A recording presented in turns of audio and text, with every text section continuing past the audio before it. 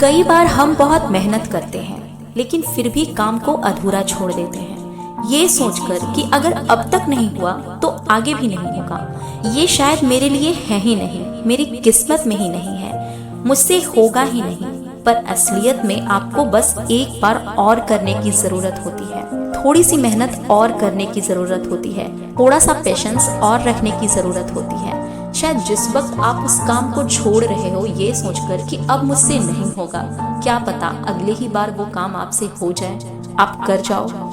तो जब आपकी हिम्मत अंत समय में टूटने लगे तो बस ये छोटी सी कहानी आप याद कर लेना। उससे पहले अगर आप मेरे चैनल पे नए हो और पहली बार आए हो तो एक छोटी सी रिक्वेस्ट है गाइस, तो प्लीज मेरे चैनल को सब्सक्राइब कर देना, बेल आइकन को हिट कर देना ताकि मेरी वीडियोस की नोटिफिकेशंस आप सभी तक पहुंचती रहे। इस चैनल पे ऐसे ही वैल्यूएबल वीडियोस आप लोगों को देखने को मिलती रहेंगी। तो चलिए वीडियो में आगे बढ़ते हैं। एक समय की बात है, एक बार एक राज्य के राजा के सभी मित्र राज्यों के राजाओं के साथ बहुत अच्छे व्यवहार हुआ करते थे, यानी वे सभी के अच्छे दोस्त थे। सभी के यहाँ आना जाना लगातार लगा रहता था, इसलिए सभी राज्य उनके लिए आए दिन कुछ न कुछ उपहार भेजते रहते थे। कुछ जेवर हो, कभी खाने का कुछ सामान हो, कभी कुछ कभी कुछ। एक दिन उनके दरबार में एक विदेशी मेहमान आए और उन्होंने जाते समय राजा की मेहमान नवाजी से खुश होकर राजा को एक पत्थर उपहार में दिया। राजा को वो पत्थर बहुत ही अच्छा लगा। उसने उस पत्थर की भगवान की मूर्ति बनाने का हुक्म दिया अपने मंत्री को। राजा उस मूर्ति को अपने राज मंदिर में लगवाना चाहते थे। राजा की परमिशन लेकर मंत्री एक कारीगर के पास जाता है, उसको पत्थर देकर कहता है कि इसकी एक अच्छी सी मूर्ति बना दो, ये काम 10 दिन के अंदर हो जाना चाहिए। इसके बदले राजा तुम्हें 100 सोने की मोहरें भेंट देंगे। ये सुनकर कारीगर बहुत खुश हुआ। उसने अपनी सभी वस्तुओं को लेकर काम करना शुरू कर दिया।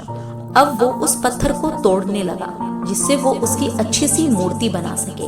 कई बार चोट मारने पर भी वह पत्थर नहीं टूटा। उसने उस पत्थर पर लगभग 50 चोटें मारी।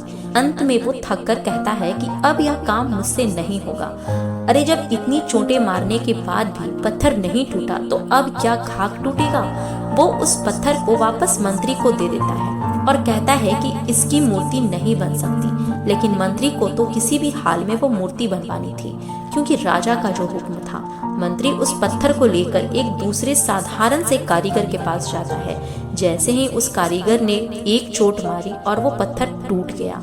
पत्थर के टूट जाने पर वो शिल्पकार उसकी मूर्ति बनाने लगा।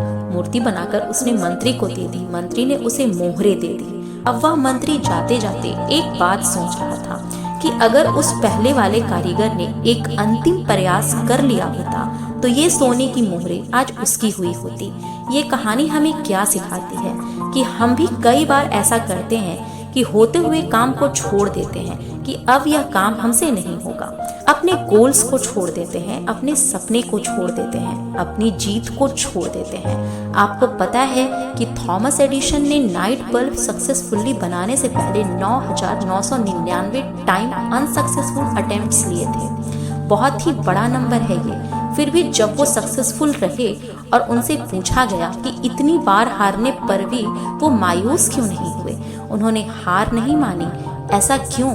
उन्होंने एक ही जवाब दिया कि मुझे उन अनसक्सेसफुल अटेम्प्ट से पता चला कि इतने तरीके हैं जिनसे मुझे सफलता नहीं मिली, तो मुझे इन्हें नहीं दोहराना है। तो मेरे लिए ये अनसक्सेसफुल अटेम्प्ट्स नहीं थे या मेरी ये हार नहीं थी, ये मुझे सही चीज सिखाने का तरीका था और हर तरीके में एक नया तजुर्बा था।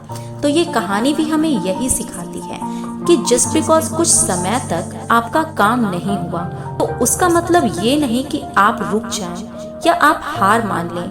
क्योंकि मेहनत अपना असर जरूर दिखाती है, किसी को जल्दी किसी को देर से, पर असर दिखाती है।